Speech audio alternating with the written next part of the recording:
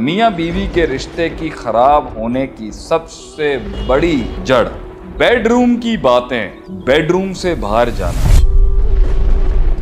ایک میاں بیوی کیسے بتا سکتے ہیں کمزوری کسی اور کو؟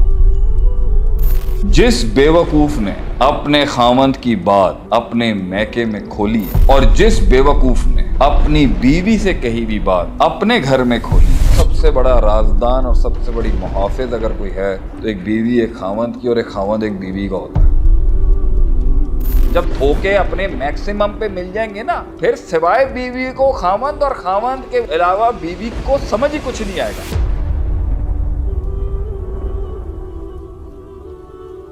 ہر انسان کی زندگی میں جو ایک تحریک ہے، ایک تحرک ہے، ایک کانکویسٹ ہے، ایک اس کی زندگی کا کویسٹ ہے، اس کا سفر ہے، اس کی جنگیں ہیں، وہ میاں بیوی، وہ میاں بیوی کا سفر ہے۔ اس میں وہ ٹرسٹ ہی نہیں کر سکتا کسی پر، وہ کیسے بتائے گا کسی کو؟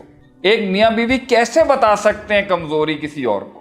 اور گھروں کے برباد ہونے، میاں بیوی کے رشتے کی خراب ہونے کی سب سے بڑی پہلی جڑ بیڈ روم کی باتیں، بیڈ روم سے باہر جانا۔ ہم جیسے فقیروں کی دنیا میں کفر سمجھا جاتا ہے اس کو۔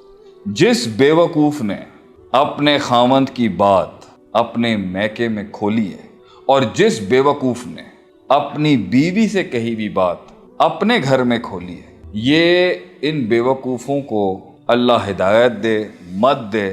ٹانگ دینا چاہیے ایسے لوگوں کو جو اپنی بیڈ روم کی باتیں اپنے پرسنل معاملات میں اپنی بہن، اپنی ماں، اپنے گھر والے ان کو انوالو کرتے ہیں۔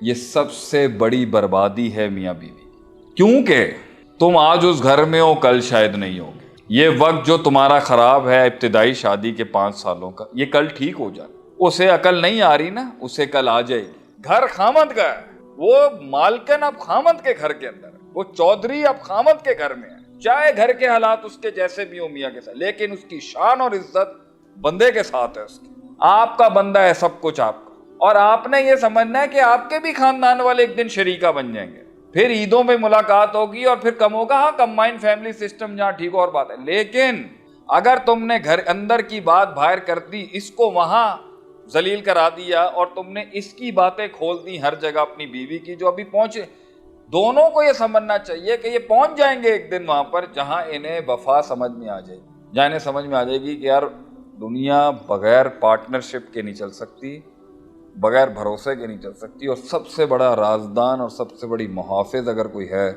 تو ایک بیوی ایک خاوند کی اور ایک خاوند ایک بیوی کا ہوتا ہے۔ آج نہیں تو کل اس شادی نے جتنی بھی پرابلمیٹک ہے، 6 سال نہیں 7 سال کے سفر کے بعد ان دونوں میں سے جب عقل مت آئے گی ان کو، اور جب انہیں پتہ چلے گا زندگی کیا ہوتی ہے، سلطنتیں کیا ہوتی ہیں، چودراہٹ کیا ہوتی ہے، خاندان کیا ہوتا ہے، سرداری کیا ہوتی ہے، شریک، جب دھوکے اپنے میکسیمم پہ مل جائیں گے نا، پھر سوائے بیوی کو خاوند اور خاوند کے علاوہ بیوی کو سمجھ ہی کچھ نہیں آئے گا۔